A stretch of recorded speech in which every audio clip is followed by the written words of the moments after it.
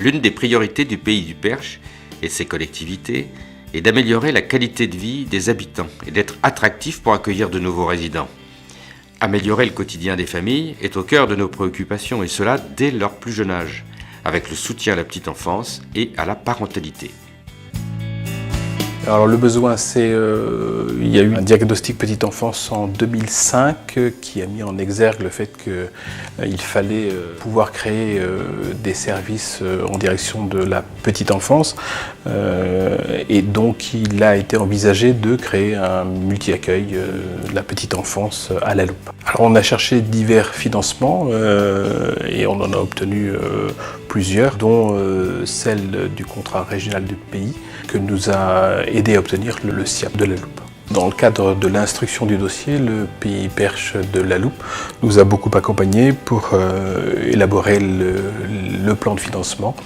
Et ça a été une aide précieuse parce que c'était la première fois que la communauté de communes avait un projet d'envergure en matière de petite enfance. Parallèlement au développement des accueils de loisirs intercommunaux, les Pays du Perche de l'Eure-et-Loir et de l'Orne ont mis en place en 2012 Perche Sésame, le pass numérique des jeunes percherons de 11 à 25 ans. Cette carte de découverte leur permet de mieux connaître les activités culturelles et sportives du territoire.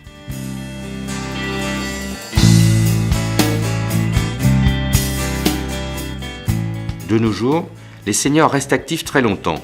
Le territoire leur offre des activités riches et variées, ainsi que des logements de plus en plus attractifs, adaptés et proches des pôles de service. Afin de maintenir un accès aux soins de qualité sur l'ensemble du territoire, le Pays du Perche intervient en appui des collectivités et dans le cadre de l'animation de santé, facilite l'installation de nouveaux professionnels. Conforter la vie au sein de nos villages, maintenir un minimum de services et apporter de la convivialité, ce sont également des objectifs du Pays du Perche. Le maintien des derniers commerces et le réseau des cafés de pays permettent de valoriser le dynamisme de nos commerçants, véritables ambassadeurs de nos richesses locales.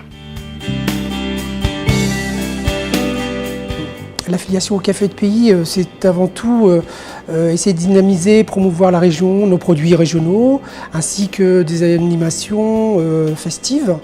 Il est conseillé de travailler sur 2 produits régionaux, locaux plutôt. Donc nous on développe à la fois sur le cidre, un cidre de Rémalard, donc tout proche de chez nous, et puis une bière eurélienne, donc qui est fabriquée à côté de Chartres. Un très bon produit aussi.